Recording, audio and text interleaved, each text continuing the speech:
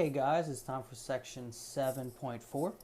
Basically, there's not a lot of notes here. We're just going to run through some problems. This is modeling with power functions. Remember, modeling is another word for writing equations. So we're going to be writing equations using power functions. So let's start with number 1. Number 1 is number 2 out of the exercises in the back of the section. Write a formula for y in terms of x if y is proportional to the cube of x with constant proportionality negative 0.35. Well, if you remember, if y is proportional to the cube of x, that means we can write y equals k, that's the proportional part, times x cubed. Okay, so that's the equation, but then we're also told that the constant of proportionality is negative 0.35, so that tells me that's the value for k, so we get y equals negative 0.35, I don't know if you can read that, but x cubed. So there's the answer there. That's simple. Y equals negative 0.35 x cubed. Okay, so let's try another one. Okay, so then I have this one. All right, this one's number 8. So let's suppose c is inversely proportional to the square of d, and then we want to do a few things. We want to write a formula. Then we're told if c equals 50 when d equals 5, find the constant of proportionality, and write a new formula for c in terms of d. And then little c, use your formula to find c when d equals 7. All right, well, let's start with little a. So let's write a formula. So we're told c is inversely proportional to the square of d. So remember, inversely proportional means k divided by, in this case, d squared, because we're inversely proportional to the square of d. And also, if you prefer, another way to write this would be c equals k times d to the negative 2. Okay, so there's two different ways to write that. All right, so either one, I'm going to go ahead and use the one on the left here. All right, then we're told, little b, if c equals 50 when d equals 5, find the constant of proportionality and write a new function. Well, that just says we need to find a value for k. So we're told c is 50, so that means 50 equals k divided by the value for d is 5 squared. So then this is pretty simple to solve because I can just cross multiply after I figure out 5 squared. And we all know 5 squared is 25, so we get 50 equals k divided by 25. So essentially you multiply through by 25 or cross multiply because it's 50 over 1, so the 1 goes to the k, the 25 goes to the 50, so we get 50 times 25 equals k. Oh, okay. And if we take our calculator out, or I'll just do this off on the side, we get 25 times 50. All right, the 0 is 0, then 5 times 5 is 25. Carry the 2, 10, 11, 12 is 1250. So we get k equals 1250. So then that's the constant of proportionality. So that means our equation now is c equals 1250 divided by d squared. All right, now the last part, if we move it back down, use your formula to find c when d equals 7.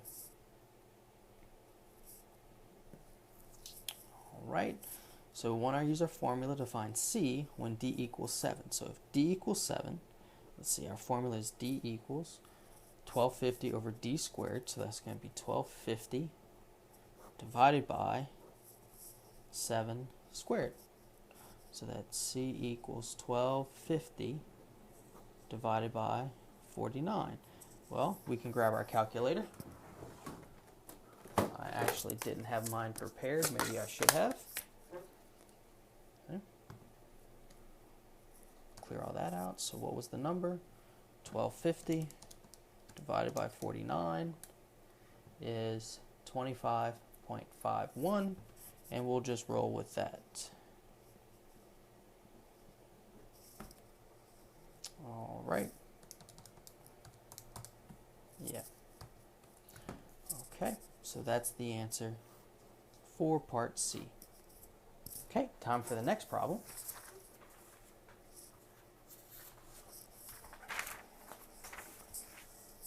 which will be number 12 out of the back of the book, which says, write a formula for kinetic energy, K, which is proportional to the velocity v. Well, this is just write the formula down. So we're told K is proportional to v. So all they want here is they say K is, remember is means equals, proportional to, so that's just K times, in this case, the square of v, v squared. And that's it. That's all they wanted here. Okay, there are a couple others that you have for homework similar to that. All right, and then let's look at now number 14. Here you're given an equation. So let y equal k over x cubed. Notice, this means y is inversely proportional.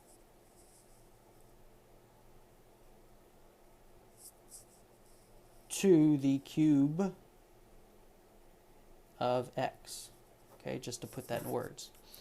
So what happens to y when x is doubled? And we're going to assume k is positive, so we don't have to worry about anything weird going on. So basically the idea is what happens when x is doubled. So this means basically what happens if instead of x, I have 2x. Well, let's see. So what we're going to do is we're going to substitute 2x in for x. So be careful when you do that. So we get y equals k divided by 2x cubed. Okay, so we replaced x in the formula with 2x here. So what we need to do is be careful here, because 2x cubed is 2x times 2x times 2x. So we're going to get y equals k divided by 8x cubed. And what we want to write, notice here, is this chunk right here. That's the original y. So what we can do is we can write this as y equals 1/8 times k over x cubed. So this is what happens to y right here, that 1/8 when I double x. So what happens? So y actually decreases by a factor of 1/8. So y decreases, see, DEC, by a factor of 1/8. All right, so that's what happens to y when x is doubled here.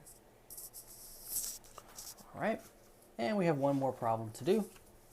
This is number 18 out of the back of the book. It deals with Poiseuille's law. I believe that's how you say it. And I didn't write it all out, but if you grab your book, you can follow along. It says that Poiseuille's law gives the rate of flow, capital R, of a gas through a cylindrical pipe in terms of the radius of the pipe, little r, for a fixed drop in pressure between the two ends of the pipe. All right, so capital R is your rate of flow. Little r is the radius of the pipe.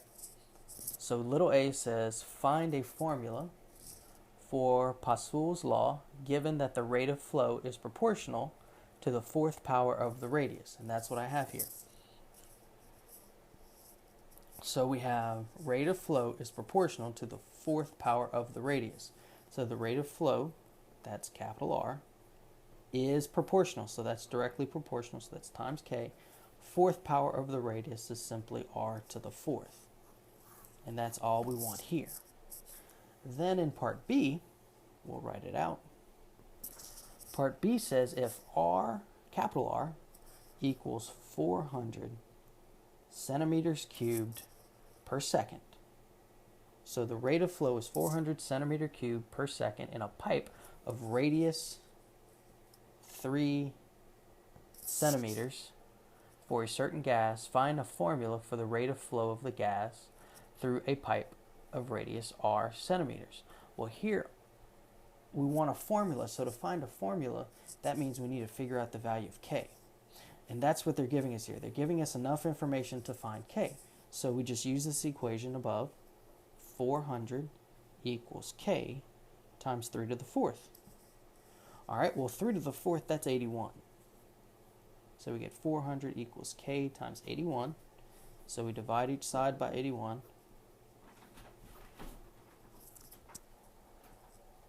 And then we just use our calculator because the decimal will be fine here.